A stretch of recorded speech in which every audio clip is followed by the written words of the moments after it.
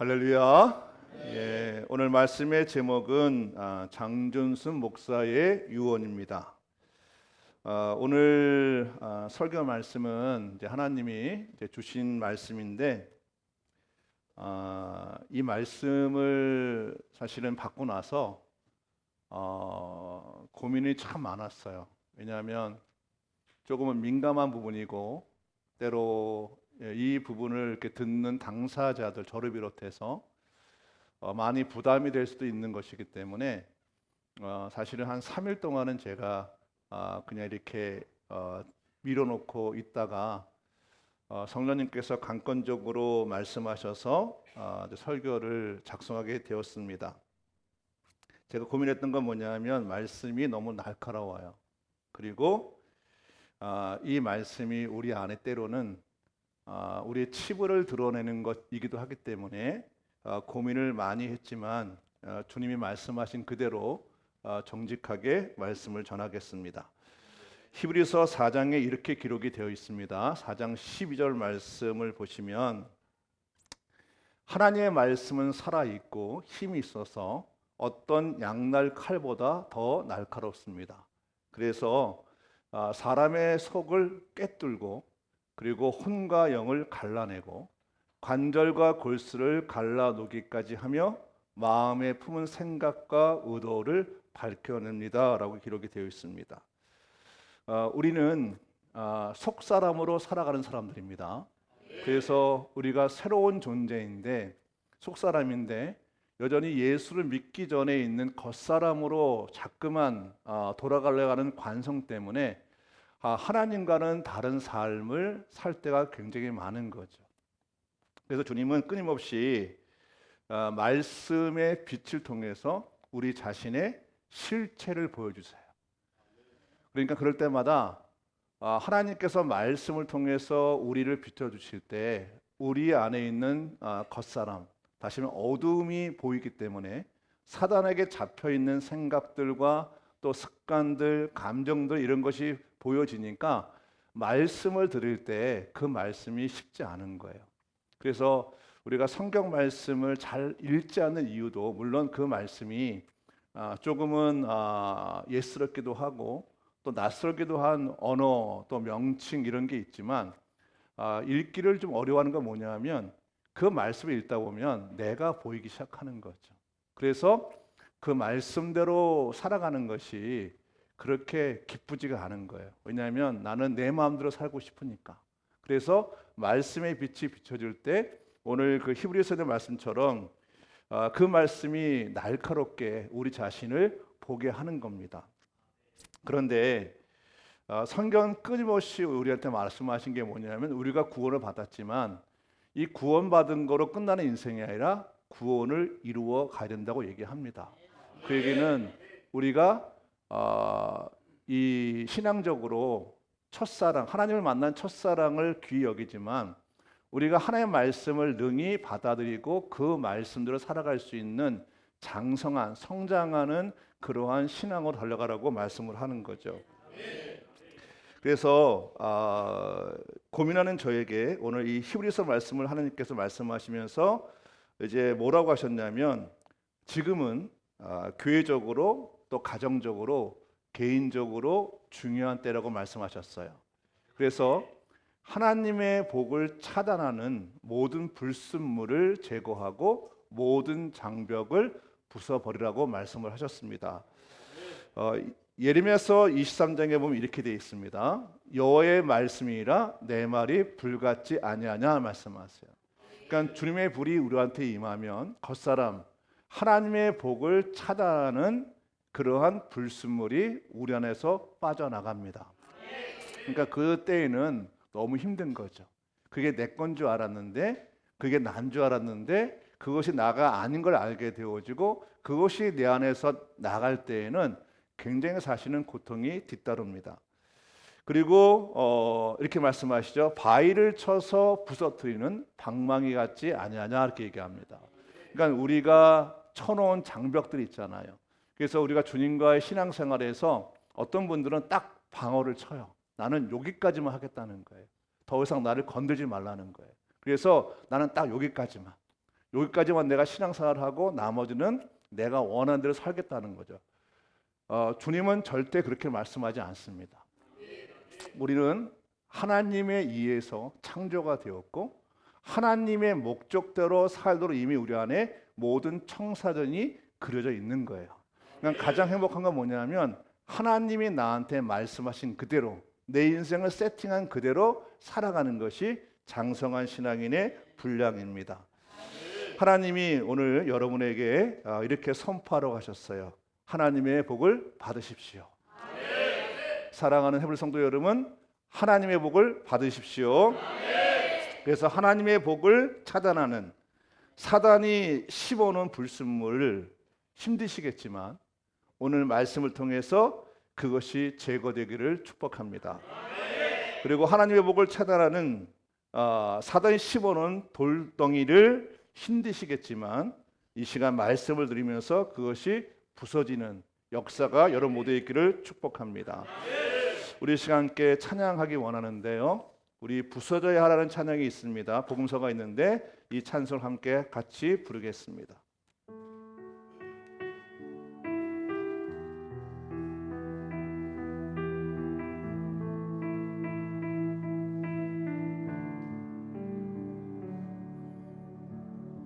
부서져야 하리 부서져야 하리 무너져야 하리 무너져야 하리 깨져야 하리 더 많이 깨져야 하리 씻겨야 하리 깨끗이 씻겨야 하리 다 버리고 다 고치고 겸손히 낮아져도 주 앞에서 정결타고 자랑치 못할 거예요.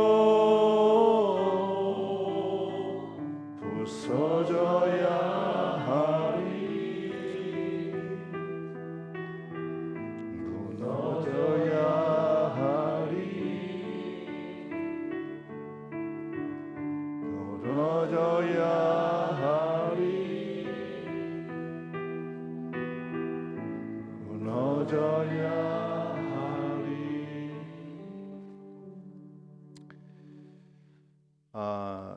제가 많이 말씀드린 건데 저는 24살 때 예수님을 정확히 만났습니다. 24살부터 제가 밤마다 삼각산에 올라가서 기도하면서 주님을 만났을 때 그때 알았어요. 내가 24살까지 살아온 인생이 왜 그렇게 힘들고 어려운지를 알았어요. 저는 모범생이었어요. 그래서 학교 그리고 집 그리고 부모님한테 아픈 것을 안 주기 위해서 모범적으로 살려고 애를 썼어요. 그런데 행복하지도 않고요. 그리고 뭔가 미래에 대한 소망도 없었어요. 그래서 열심히 살았어요. 근데 예수님을 24살 때 삼각산에서 만나면서 그때 결정한 게 하나가 있어요. 이렇게 살아서는 안 되는구나. 주님이 나에게 원하시는 대로 살아야 되는구나. 그런데 24살까지 내가 나도 모르게 습관화 되어졌던 많은 것들이 있었어요. 생각들, 감정들 이런 것이 너무 많은데 알겠어요. 어떻게 사는지는 알겠어요. 말씀을 읽어야 되고 또 기도를 해야 되고 또 다 알겠는데 이미 내 안에 습관화된 체질화되어진 그 겉사람이 이것이 속사람으로 살아가려면 내가 주 앞에 정확하게 몸부림치지 않으면 그를 살 수 없다는 걸 알았어요. 그래서 결정했어요. 내가 부서져도 내가 깨져도 더 이상 24살 전까지 예수를 만나기 전까지 삶을 더 이상 살지 않겠다. 앞으로는 내가 만난 예수님, 그래서 주님이 나에게 주신 마음, 생각들, 감정들, 비전대로 내가 살아나야겠다.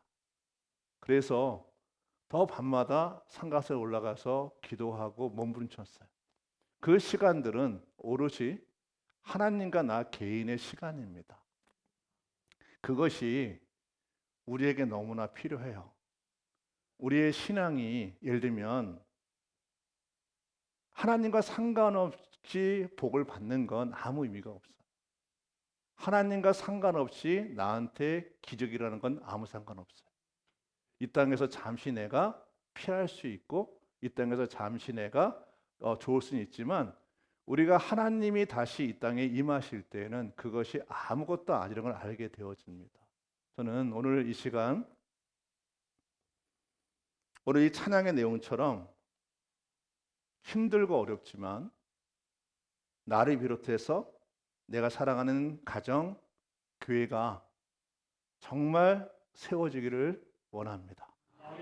그래서 다시 한번 오늘 말씀을 통해서 여러분 안에 성령 주신 여러분 이 말씀이 때로 우리의 마음을 아프게 하고 힘들게 할 수 있지만 여러분이 마음을 다해서 이 말씀을 들으시기를 축복합니다.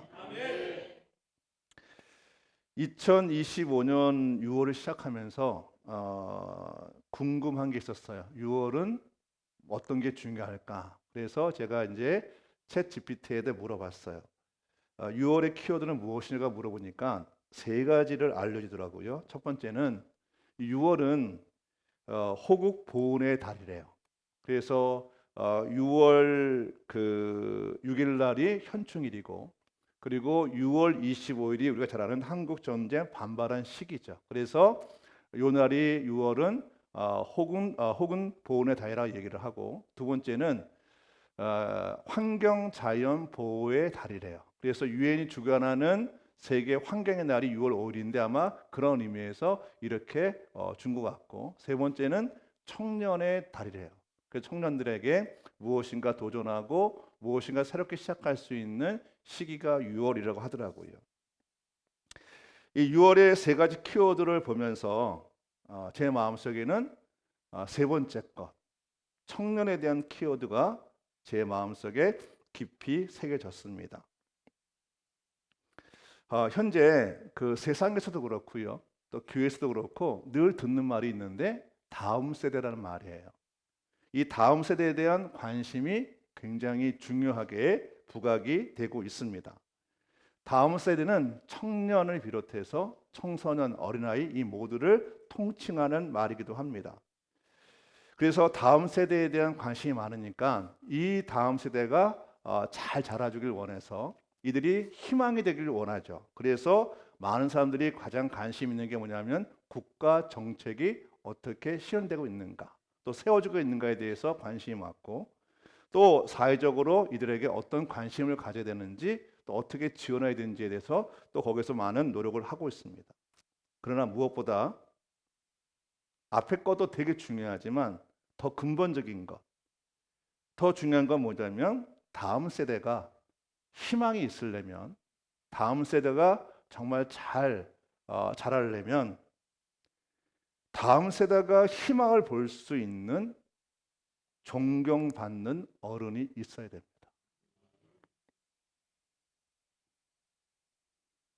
정책도 중요하고요. 또 사회적 관심도 중요하지만 그들이 바라봤을 때 나도 저런 어른처럼 살고 싶어 하는 정말 존경받는 어른이 많아야 됩니다. 근데 이 존경받는 어른은 가정에서부터 시작이 되어져야 돼요. 그리고 존경받는 어른은 교회에서부터 시작이 되어야 합니다. 여러분의 자녀들이 또한 여러분의 손주들이 세상의 중심이 되기 원하십니까? 여러분의 자녀들이, 여러분의 손주들이 세상에서 뛰어난 존재가 되기 원하십니까? 그렇다면 여러분이 저를 비롯한 우리 모두가 우리들의 자녀들에게, 우리들의 손주들에게 존경받는 아버지와 어머니가 되어야 하고요. 그리고 그들에게 존경받는 할아버지와 할머니가 되어야 합니다. 교회도 동일합니다. 헤브론 교회는, 이 헤브론 교회가 세계에서 제일 위대한 교회가 되려면 다음 세대에서 뛰어난 청년들, 청소년들, 어린이가 많이 나와야 합니다. 헤브론 교회에서 세상을 움직일 위대한 다음 세대가 나오려면 교육 시스템이 중요합니다. 그런데 더 중요한 건 앞에서 말씀드린 대로 헤브론 교회가 세계에서 위대한 교회가 되려면 다음 세대가 정말 본받을 만한 존경받는 교육자와 장로님, 권사님, 그리고 집사님이 나와야 합니다. 더 제가 그냥 솔직 담백하게 얘기하려면 드린다면 꼰대가 없어져야 돼요. 사회상에서도 꼰대가 없어야 되지만 교회에서도 꼰대가 없어져야 합니다. 제가 양육과 훈련에 전심을 다해서 달려왔어요. 근데 양육과 훈련을 하면 할수록 절감되는 게 있어요. 왜 할 때마다 늘 벽에 부딪힐까? 왜 그 이상 청년, 청소년, 어린이가 더 잘하지 않을까? 왜 내가 만난 하나님이 저한테 말씀하셨던 그러한 하나님의 이상적인 청년들이 나오지 않을까? 그것은 존경받는 어른들이 교회에 많이 있어야 하기 때문에 그렇습니다. 한번 영상을 한번 이렇게 보여주시면, 불을 좀 꺼주시고 한 2분 정도 영상을 보시. 여러분들이 이게 언제 때 영상인지 한번 잘 봐주시기 바랍니다.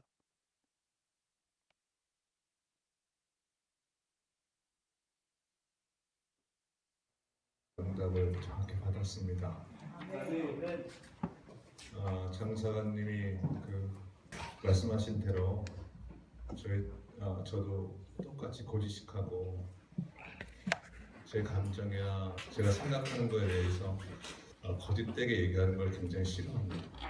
늘 어릴 때부터 아버지가 저한테 하셨던 얘기가 다른 건 다 용서를 하는데 거짓말하는 거는 용서를 못한다고 하셔서 가능하면 정직하려고 그렇게 살아왔어요. 그리고 목회를 하면서도 그렇게 살아왔는데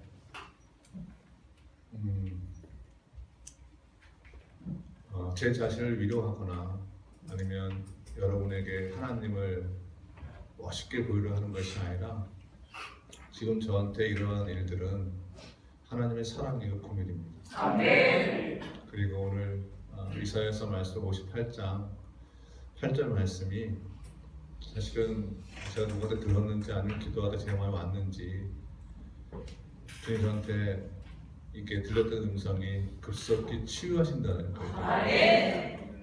절망의 순간에 하나님이 저한테 말씀하신 것이 급속히 치유하신다 해서 이걸 좀 멋있게 좀 영어로 쓰려고 했더니 잘 생각이 안 나서 사실은 이제 장사한테 부탁했어. 그랬더니 보내온 게 Our God is healer quickly.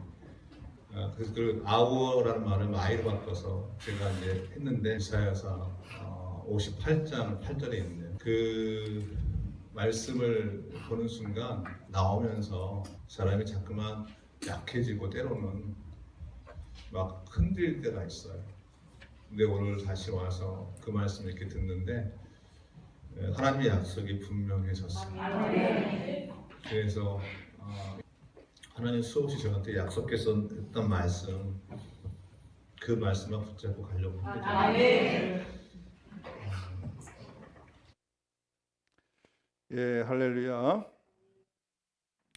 우리 저랑 같이 신앙생활분들 잘 기억하실 텐데 이게 9년 전이죠.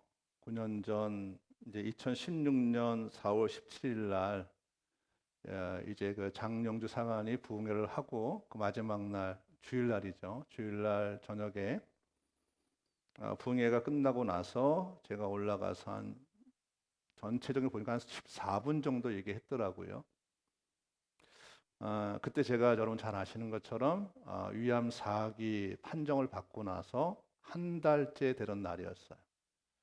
그래서 지금도 보면 많이 좀 힘들어 보이죠, 그렇죠? 3월 17일 날 위암 4기 판정 받고 나서 4월 17일 날 그때 이제 부흥회 때 제가 올라가서 하나님 말씀을 전했는데 그때 제가 제 얘기를 하고 싶었던 게 아니라 그 전체 내용을 보면 내용의 그 포인트가 뭐냐면 그거였어요. 하늘빛 교회는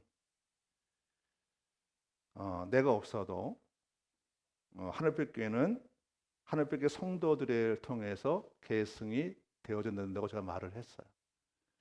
그게 저의 솔직한 마음이었습니다.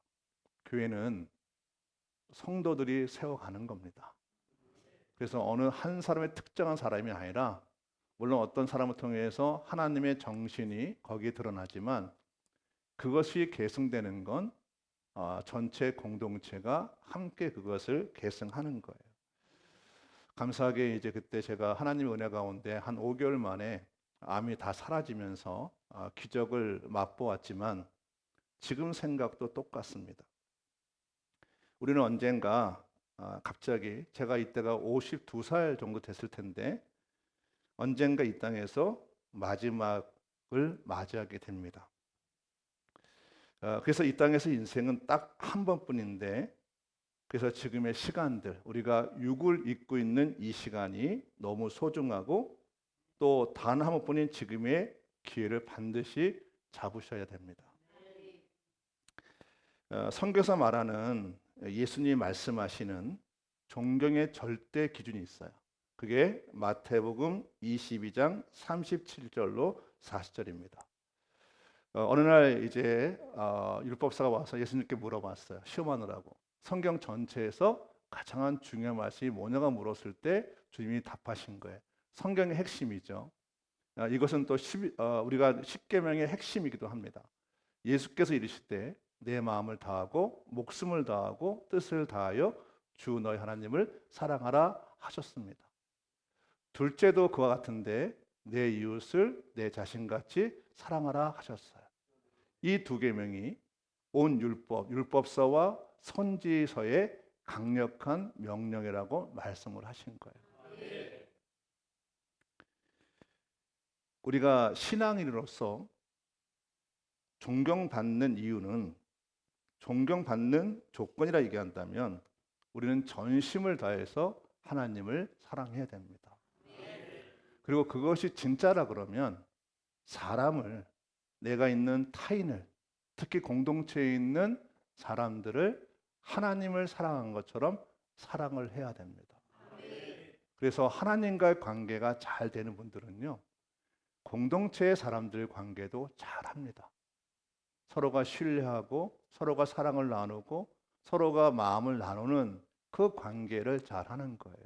만약에 우리가 나는 신앙이 좋다 하는데 자기 스스로는 그런데 만약에 내가 성도들과의 관계가 그렇지 못하다면 우리는 병들어 있는 거예요.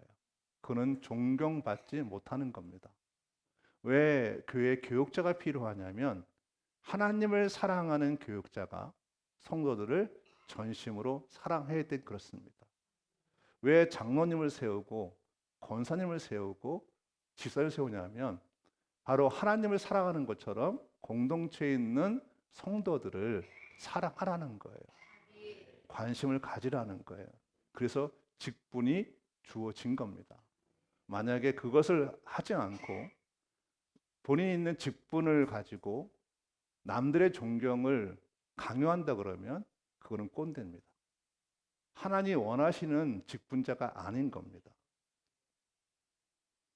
하나님이 모세를 처음 만난 날 있었어요. 그게 이제 출애굽기 3장에 나오는데 그때 모세에게 네가 존경해야 될 세 사람이 있다고 말씀을 하세요. 그게 이제 출애굽기 3장 15절인데 이렇게 되어 있습니다. 하나님이 모세에게 말씀하셨어요. 그러면서 본인이 어떤 하나님인가에 대해서 말씀을 하셨어요. 나는 너희 조상, 모세의 조상이 하나님인데 누구의 조상이냐면 아브라함의 하나님이다. 그리고 이삭의 하나님이다. 그리고 야곱의 하나님이라고 얘기해요. 자신의 이름 앞에 모세가 존경해야 될 너의 조상은 이 세 사람이라고 얘기를 하는 거예요. 그런데 우리가 잘 아는 대로 아브라함의 아버지는 데라입니다.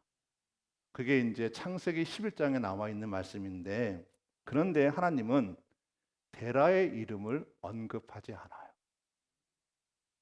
하나님은 모세에게 데라 이름을 빼고 아브라함으로부터 시작을 하시는 거예요. 데라 이름을 뺀 이유는 간단합니다. 데라는 존경받을 자격이 미달이 되기 때문에 그렇습니다. 할렐루야. 존경받을 수가 없는 사람이에요. 그래서 모세에게 그를 기억하지 말라는 거예요. 너는 아브라함부터 기억하라는 거라고 얘기하시는 겁니다. 여러분은 존경받는 이름이 되기 원하십니까? 또한 하나님은 존경해야 되는 이름으로 다윗을 지목하셨습니다. 사도행전 13장 20절에 이렇게 기록되어 있어요. 그 다음에 하나님께서 사울 왕을 물리치시고 왕으로 이제 인정하지 않으시고 다윗을 그들의 왕으로 세우시고 증언해서 말씀하시기를 내가 이새 아들 다윗을 찾아냈으니 그는 내 마음에 드는 사람이다. 그가 내 뜻대로 다 행할 것이라고 하셨어요. 그러니까 이스라엘 민족에게 있어서 존경받아야 될 왕의 이름은 다윗인 거예요. 그래서 이스라엘 국기는 다윗을 상징하는 별이 그려져 있습니다. 다윗에게 연관된 중요한 두 사람이 있습니다. 다윗의 아버지 이새가 있고요. 그리고 다윗의 장인인 사울 왕이 있습니다. 당연히 다윗의 아버지인 이새와 다윗의 장인인 사울이 있지만 성경은 그들을 존경할 사람으로 언급하지 않습니다. 그들을 빼고 하나님은 철저하게 다윗을 존경받는 인물로 부각을 시키고 있는 겁니다.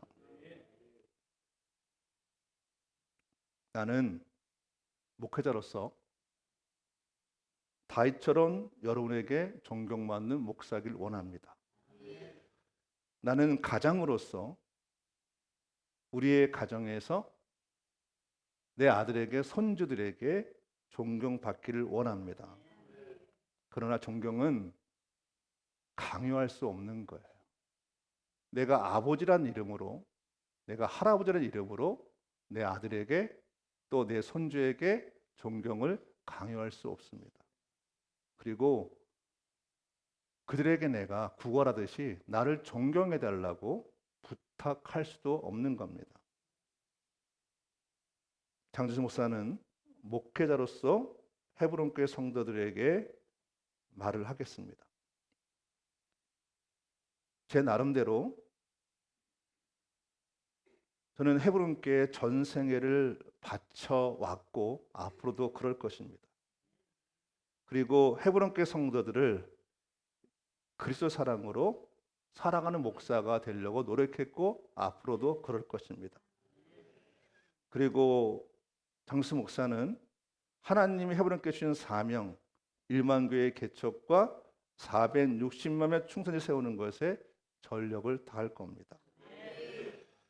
그런데 언젠간 저도 이제 은퇴를 하겠죠. 제가 은퇴를 할 때 여러분의 시각 속에 마음 속에 제가 존경스럽지 않거든 두 가지를 부탁드리겠습니다. 저는 은퇴할 때 멋있게 은퇴식을 하고 싶어요. 근데 여러분이 저를 존경스럽지 않거든 은퇴식을 여러분이 막으셔야 됩니다. 두 번째는 제가 존경스럽지 않거든 후임으로 오는 목사를 여러분이 초대 목사로 세워야 합니다. 장두선 목사는 헤브론 교회 성도들을 너무 사랑합니다. 그리고 헤브론 교회는 제 자신보다 더 귀합니다. 제가 만약에 걸림이 된다 그러면 저는 없어도 괜찮습니다.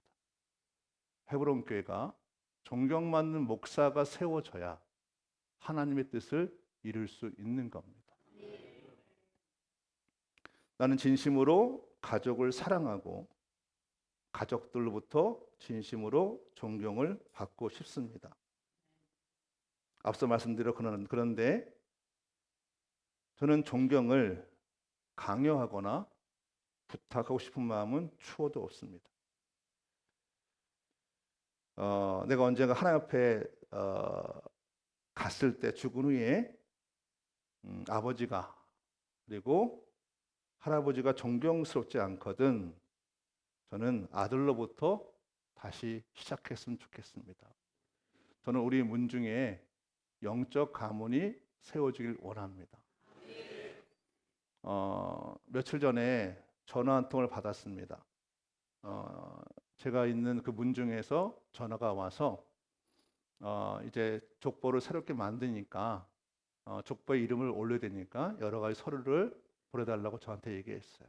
그래서 제가 그분한테 다 보내드렸는데 제가 가만히 생각해 봤어요. 10년 단위로 족보가 계속 새로워져요.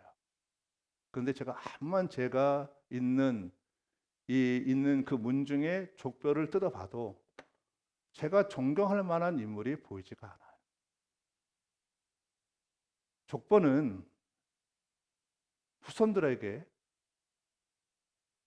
누군가를 존경해서 그 사람처럼 살려고 만드는 거라고 생각합니다. 근데 이름만 올라간다는 그러면 그 족보가 뭐 그렇게 소용이 있겠어요? 아무도 읽지 않는 거, 관심도 없는 거. 나는 아들을 사랑하고 손주를 사랑합니다.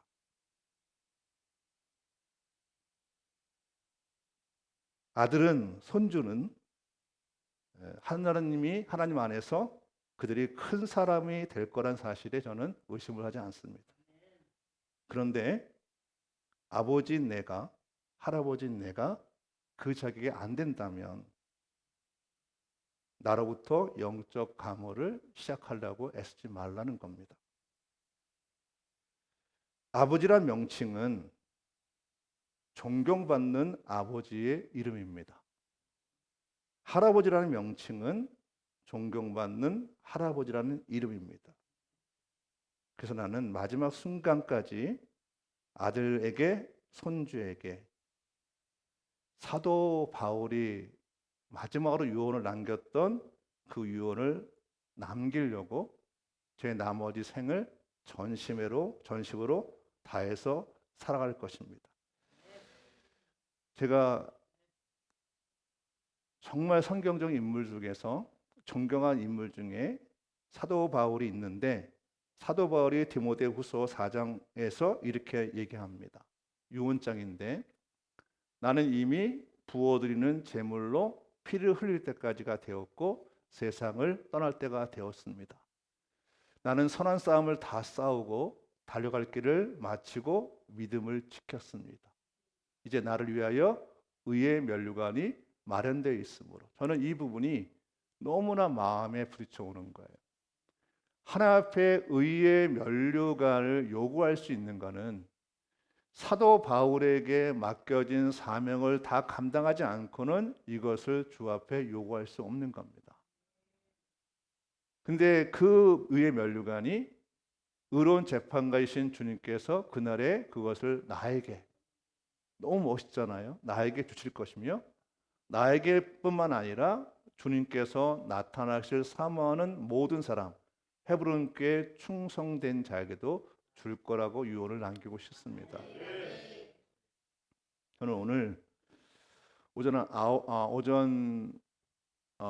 그게 9시 반 정도죠. 12분의 헤브론 교회 성도들이 리더십 훈련을 새롭게 받는 모습을 보면서 다시 제 마음속에 너무나 기쁘고 희망을 보았습니다. 저한테 남겨진 인생, 주님이 위암 4기에서 저를 건져내시고 수많은 어려움에 저를 건져내실 때 저는 헛하게 살라고 주님께 저를 살리신 것이 아니라는 걸 압니다. 그래서 먼저는 여러분에게 정말 인정받는 목사가 되고 싶고, 그리고 제 가정에서 인정받는 아버지와 할아버지가 되는 것에 전심을 다할 것입니다. 이 시대는 존경받는 사람이 너무 필요합니다. 그래서 자기의 직분이나 자기가 갖는 권세를 가지고 남에게 복종을 하는 그런 시대가 아니라 자기의 주어진 자리 속에서 존경받는 그것이 있을 때 나라도 세워지고, 그리고 교회도 세워지고, 가정도 세워지는 겁니다. 끝으로 제가 드리고 싶은 말은, 우리 다음 세대들이 대놓고 얘기는 못하겠지만 여러분의 부모님들이 존경스럽지 않다고 그래서 거기에 좌절하지 않기를 바랍니다. 그리고 부모님들을 탓하지 않길 원합니다. 여러분도 다시 시작하시기 바랍니다. 아브람처럼 당당하게 본인이 그 시작점이 되시기를 바랍니다. 왜 부모를 원망하지 말아야 되냐면, 내가 누군가를 원망하면 그 사람이 갖고 있는 모든 불순물을 내가 다 받아 마시기 때문에 그렇습니다. 그래서 남을 절대 미워하거나 그들을 욕되게 하면 안 됩니다. 우리의 역할은, 왜 이웃을 사랑하냐면, 우리가 다른 사람을 사랑할 때 그분의 모든 영향물을 받을 수 있어서 그렇습니다. 하나님은 철저하게 우리 자신을 위해서 모든 걸 세팅해 놓으셨습니다. 아마 존경이라는 단어는 마지막 순간 제가 이 땅에 없을 때 사람들로부터 평가를 받는 것일 겁니다.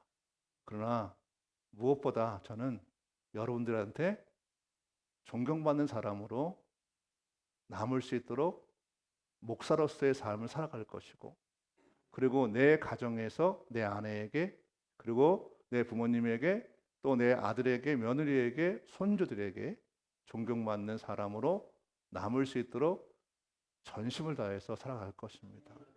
이것이 여러분 모두에게 함께 있기를 원합니다.